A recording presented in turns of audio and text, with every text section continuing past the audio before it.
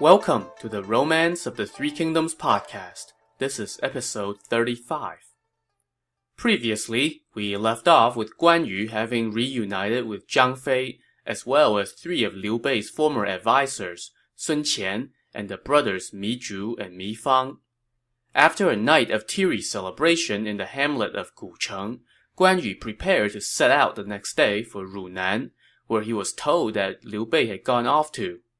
Zhang Fei wanted to come along, but Guan Yu told him, "Stay here and protect your sisters-in-law while Sun Qian and I go find our brother." Zhang Fei complied, and Guan Yu and Sun Qian set off with a few riders in tow. When they arrived at Runan, they were greeted by the two men currently in control of the region, Liu Pi and Gong Dou, but they had some bad news. "The imperial uncle stayed here for a few days," they told Guan Yu, "but when he saw that we had insufficient troops, he returned to Hebei to consult with Yuan Shao." "Well, that's a downer. And come on, Liu Bei, what the heck are you doing? How's your brother supposed to track you down if you won't stay in one place?" Well, Guan Yu was disappointed by this news, but Sun Qian consoled him. "There is no need for consternation," Sun Qian said. "We will just have to travel a little farther and go to Hebei to send word to the imperial uncle and tell him to meet us at Gucheng." Guan Yu agreed, and they returned to Gucheng. When they told Zhang Fei what happened, Zhang Fei wanted to accompany them to Hebei, but Guan Yu once again told him to stay put. "This place is our foothold," Guan Yu said. "We cannot abandon it lightly.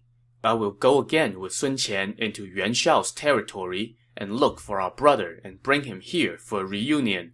You stay and guard the city." "But brother, you killed Yuan Shao's top generals Yan Liang and Wen Chou," Zhang Fei said. "How can you go see him?" "No worries. I will proceed as the circumstances dictate," Guan Yu answered. He then turned to his faithful follower Zhou Cang and asked, "How many troops does Pei Yuan Shao have with him?" "About 400 or 500, Zhou Cang said. Now, in case you forgot, Pei Yuan Shao was a bandit leader and a friend of Zhou Cang's who ran into Guan Yu in the last episode. He wanted to follow Guan Yu as well, but was told that there was no room in the entourage, so he had to stay where he was and wait for Zhou Cang to come get him once Guan Yu found a place to call home. Guan Yu now decided that it was time to bring him in. "I am going to take the back roads to go find my brother," he told Zhou Cang. "In the meantime, you go collect Pei Yuan Shao and his men and come here via the main road."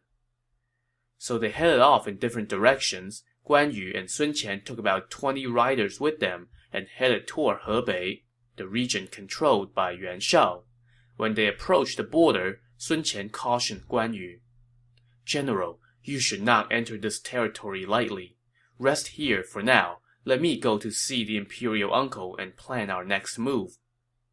Guan Yu agreed and sent Sun Qian on ahead. Meanwhile, Guan Yu led his followers to a nearby farm to seek lodging for the night. An old man with a walking stick came out to greet them. After Guan Yu introduced himself, the old man said, "My last name is also Guan. My name is Guan Ding. I have long heard of your great name. How fortunate it is that I get to meet you." Guan Ding then called for his two sons and told them to pay their respects to Guan Yu, and then they welcomed him and his men into the farm. Meanwhile, Sun Qian went alone to Ji province to see Liu Bei and bring him up to date. "Jian Yong is also here," Liu Bei told Sun Qian. "Let's invite him here secretly to talk about this." Shortly thereafter, Jian Yong arrived to discuss how Liu Bei could extricate himself from this current situation. "My lord," Jian Yong said, "tomorrow you should go see Yuan Shao and tell him that you want to go to Jing province to convince Liu Biao to join forces with him against Cao Cao. You can then use that opportunity to leave." "That's a great idea," Liu Bei said. "But will you be able to follow me?" "I have my own ways to extract myself," Jian Yong answered. So the next day, Liu Bei did as Jian Yong suggested and went to see Yuan Shao. "Liu Biao reigns over Jing province, where he has crack troops and ample provisions," Liu Bei said. "We should ask him to join us against Cao Cao." "I have often tried to convince him to do that, but he has not been willing to ally with me," Yuan Shao said. He and I are of the same clan, Liu Bei said. If I go to talk to him, he would not refuse. If we can get Liu Biao on our side, it would be much better than having Liu Pi, Yuan Shao said, and so he ordered Liu Bei to go to Jing province. But then Yuan Shao added, I recently heard that Guan Yu has left Cao Cao and wants to come to Hebei. I shall kill him to avenge Yanliang and Wenchou. But your lordship had previously said you want to have him in your service, which is why I summoned him, Liu Bei said. Why do you now want to kill him? Yanliang and Wenchou are like two deer, while Guan Yu is a tiger. How can one regret losing two deer to gain a tiger? Upon hearing this, Yuan Shao laughed and said, Actually, I really covet him. I was just teasing. You may send another message to summon him here at once. Well, I don't even know by this point whether or not Yuan Shao was really kidding, considering how much his intentions change on a whim. But in any case, Liu Bei suggested that, hey, Sun Qian would be the perfect guy to go summon Guan Yu, which, coincidentally, gives Sun Qian an excuse to get out of town as well. Yuan Shao was delighted and said, okay. After Liu Bei took his leave, Jian Yong came in to see Yuan Shao and said to him, Liu Bei does not intend to return from this trip. I am willing to go with him, partly to help convince Liu Biao, and partly to keep an eye on Liu Bei. Yuan Shao consented to this and ordered Jian Yong to accompany Liu Bei. Of course, any keen observer was probably thinking, wait a minute, Jian Yong used to serve under Liu Bei at Xu province. He is basically Liu Bei's man. Why would you send him, of all people, to go keep an eye on Liu Bei? One of those keen observers, the advisor Guo Tu, picked up on this and told Yuan Shao, Liu Bei's last trip to bring Liu Pi to our side has not yielded any results, and now you're sending him and Jian Yong to Jing province together. They will not return. However, Yuan Shao refused to listen. You are too suspicious, he told Guo Tu. Jian Yong knows what he's doing. At that point, Guo Tu could do little but sigh and leave. Meanwhile, Liu Bei sent Sun Qian out of the city first to report back to Guan Yu. He and Jian Yong then took their leave of Yuan Shao and left. When they arrived at the border of the province, Sun Qian met them and brought them to the farm where Guan Yu was staying. It was a dramatic scene as Guan Yu met Liu Bei at the door and prostrated on the ground. They then held each other's hand and wept non-stop. After this emotional reunion, Guan Ding, the owner of the farm, brought his sons out to meet Liu Bei, and Liu Bei asked what their names were. This man shares the same last name as me, Guan Yu told him. He has two sons. The elder is named Guan Ning and is a scholar. The younger is named Guan Ping and is a warrior. Guan Ding then chimed in, It is my humble wish that my younger son would accompany General Guan. Will you allow it? How old is he? Liu Bei asked. 18, the old man replied. Since that is your generous intent, and since my brother does not yet have a son, what do you think about him adopting your son? Liu Bei asked. Guan Ding was delighted because, hey, one fewer mouth to feed and one fewer kid to put through college. He told Guan Ping to bow to Guan Yu and call him father, and call Liu Bei uncle. With this impromptu adoption completed, Liu Bei and company quickly packed up and left, out of fear that Yuan Shao would have one of his frequent changes of heart and send troops after them. Guan Ping went with them, and Guan Ding saw them off. Once they were on the road, Guan Yu told them to head toward the mountain where Zhou Cang had gone to fetch his old comrade Pei Yuan Shao and his group of bandits. But along the way, they suddenly saw Zhou Cang approaching.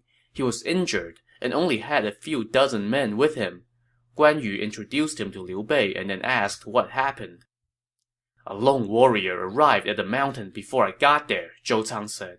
He fought with Pei Yuan Shao and killed him after just one bout. All the rest of the men surrendered to him, and he has occupied a stronghold on the mountain.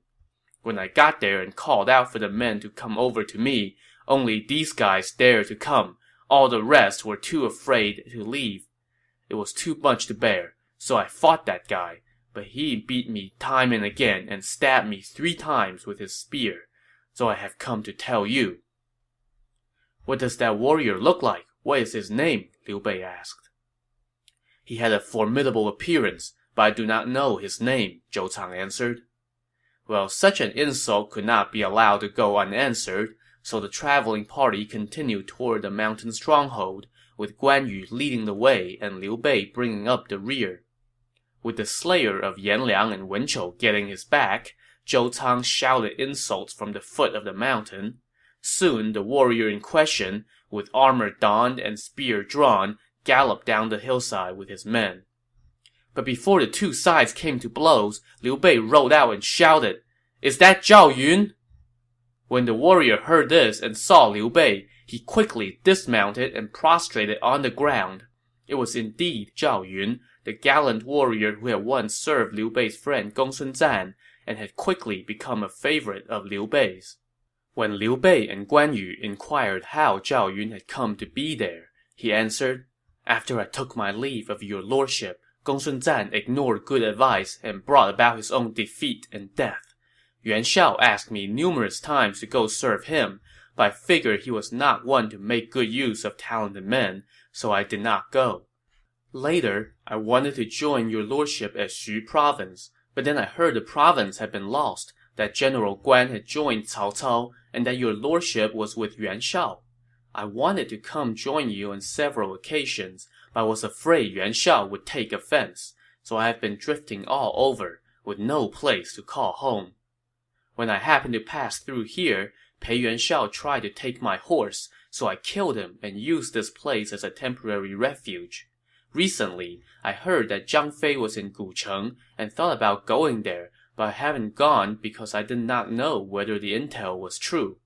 What great fortune it is to meet your lordship today."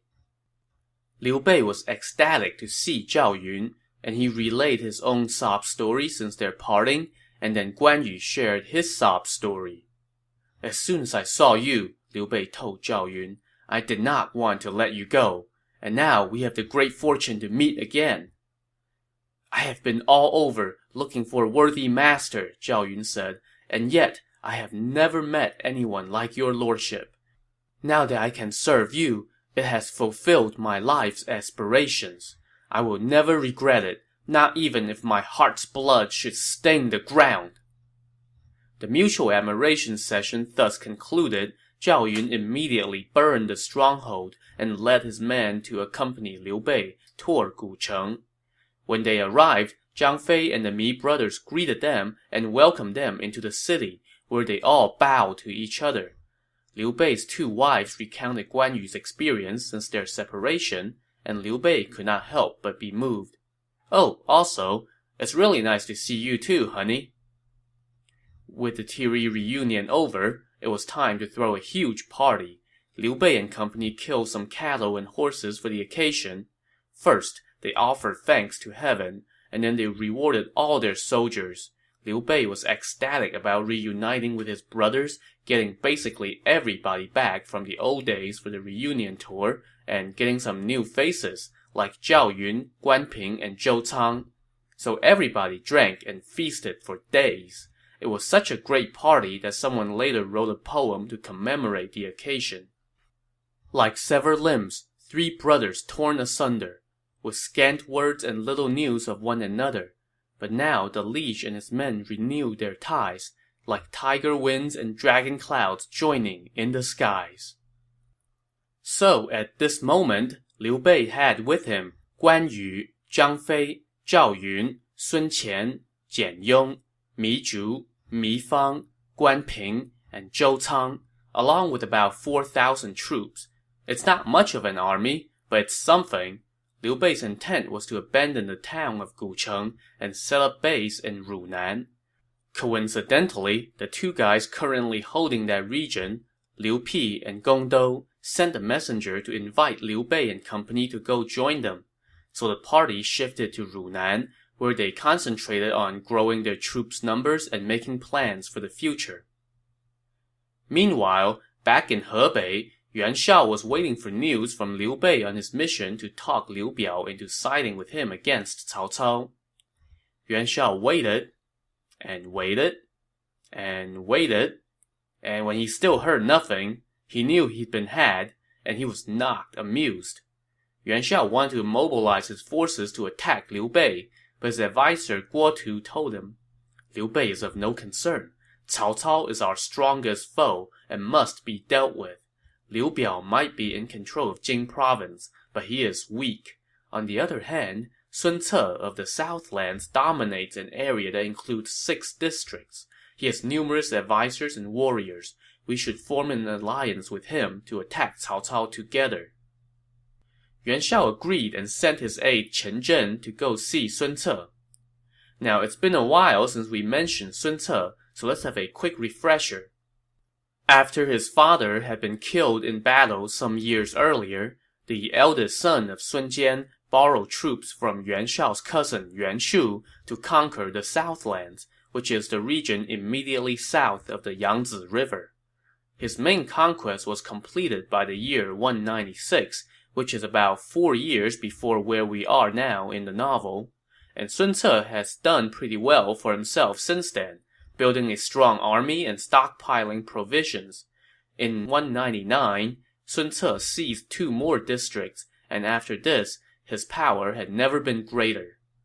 Sun Ce then sent one of his top advisors, Zhang Hong, to the capital Xuchang to report his victories to the court, aka Cao Cao. Now Cao Cao, seeing how strong Sun Ce had become, sighed and said, "One cannot take a lion head-on." So Cao Cao resorted to diplomacy by marriage. He arranged a union between the daughter of his cousin Cao Ren and Sun Ce's youngest brother, Sun Kuang. Cao Cao also kept Zhang Hong in the capital for the time being. Sun Ce then pushed his luck even further and asked to be named Grand Marshal. This, however, Cao Cao would not grant. Sun Ce held a grudge over this and started to entertain thoughts of launching a surprise attack on the capital. But not all of Sun Ce's officials bought into his foreign policy. Xu Gong, the governor of Wu County, secretly sent a message to Cao Cao saying, Sun Ce is bold and ambitious. He is like Xiang Yu. The court should summon him back to the capital to receive laurels and keep him there instead of allowing him to remain in a remote military post where he might become a real problem. So Xu Gong compared Sun Ce to Xiang Yu, and you might be asking who Xiang Yu was. He was a renowned warrior who lived in the time period between the Qin and Han dynasties. He was actually the dominant warlord during the transition period between the 2 dynasties. The fight to control the whole country eventually came down to between him and Liu Bang, the supreme ancestor. Xiang Yu actually had Liu Bang on the ropes for a while, but then lost everything in one decisive battle and took his own life.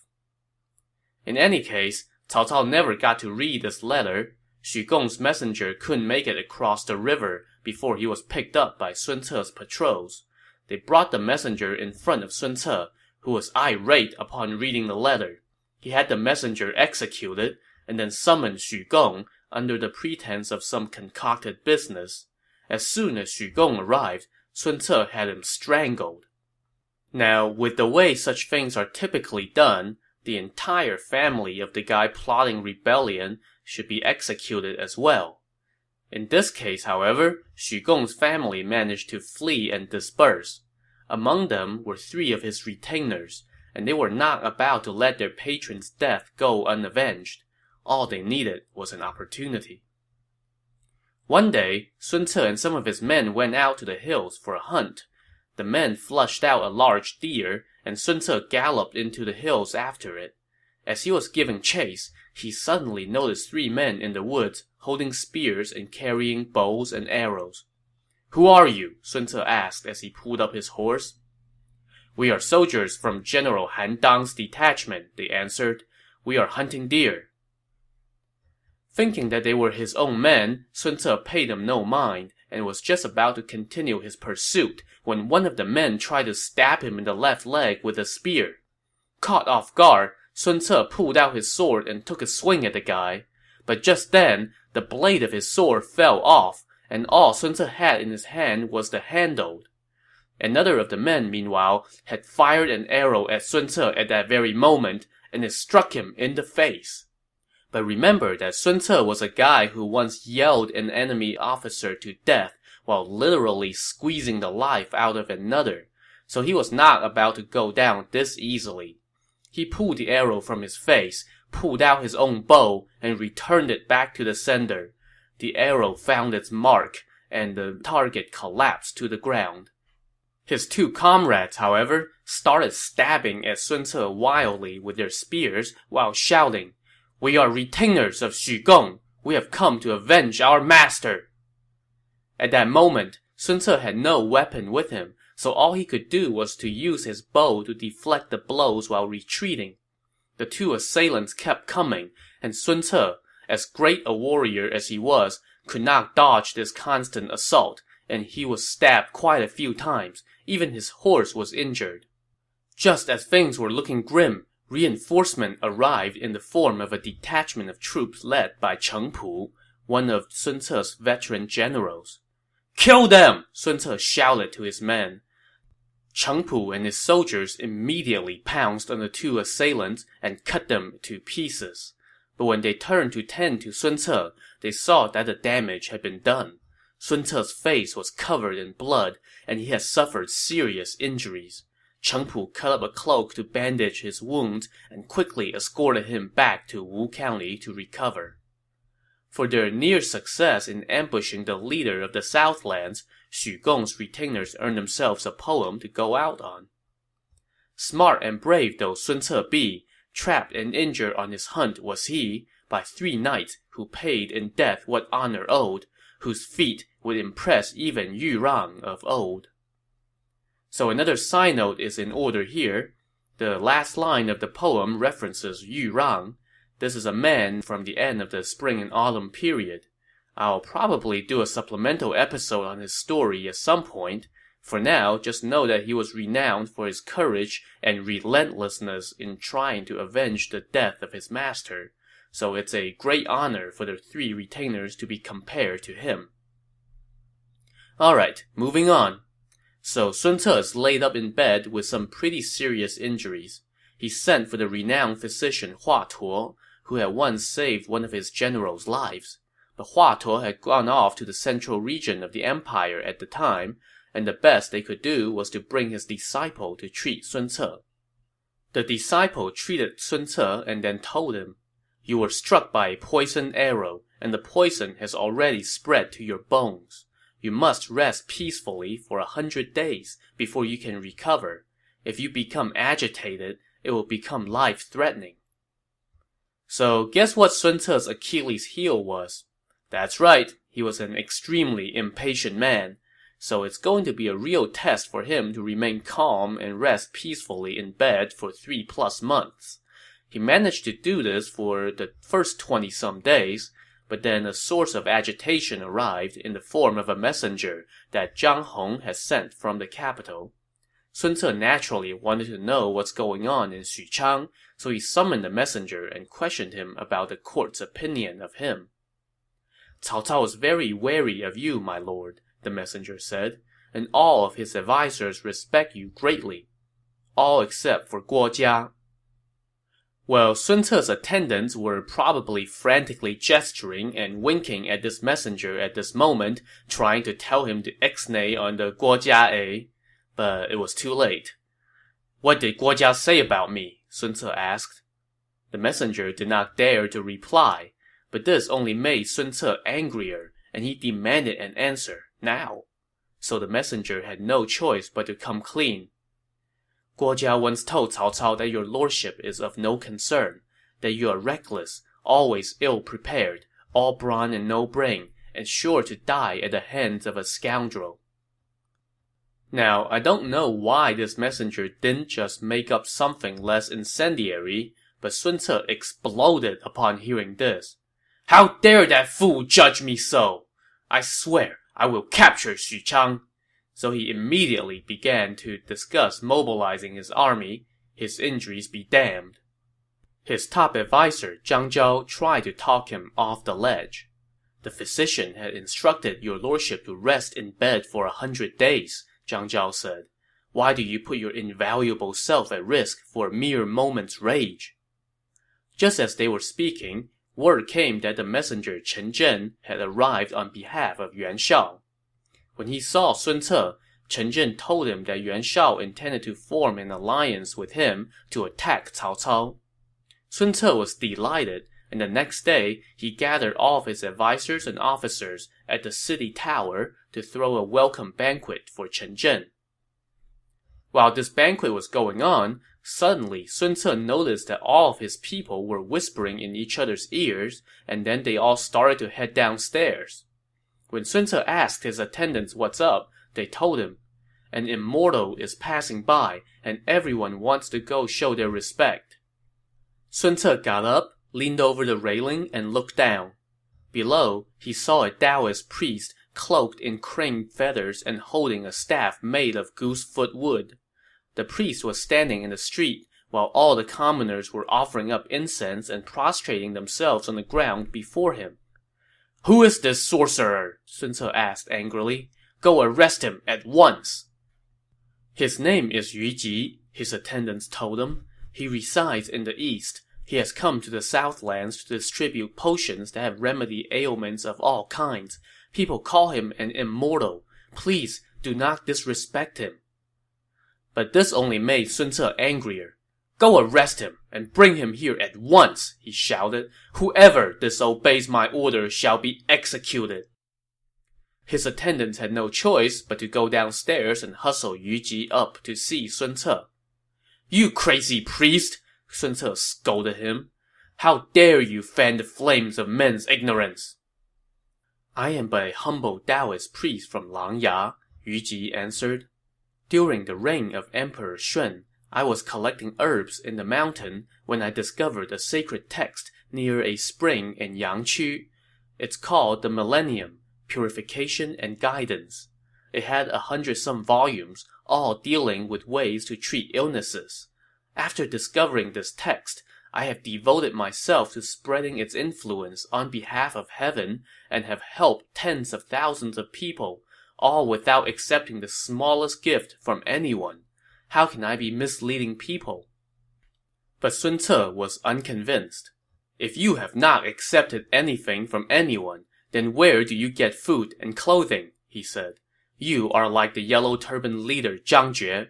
If I do not kill you today, you will no doubt become trouble later." At that, Sun Ce ordered his men to execute Yu Ji. But Zhang Zhao intervened and said, "Priest Yu has lived in the Southlands for decades and has never caused any trouble. We must not harm him." "I can kill these sorcerers like a butcher kills a pig or a dog," an unmoved Sun Ce said. But at this point, all of his officials began to beg him to spare Yu Ji, and Chen Zhen also joined in the chorus calling for leniency. Although he was still pretty steamed, Sun Ce had no choice but to yield. But he did not let Yu Ji go. Instead, he ordered that the priest be thrown into prison for now, and with that, the party broke up. As you might imagine, Sun Ce is nowhere near done with Yu Ji. To learn the priest's fate, tune in to the next episode of the Romance of the Three Kingdoms podcast. Thanks for listening.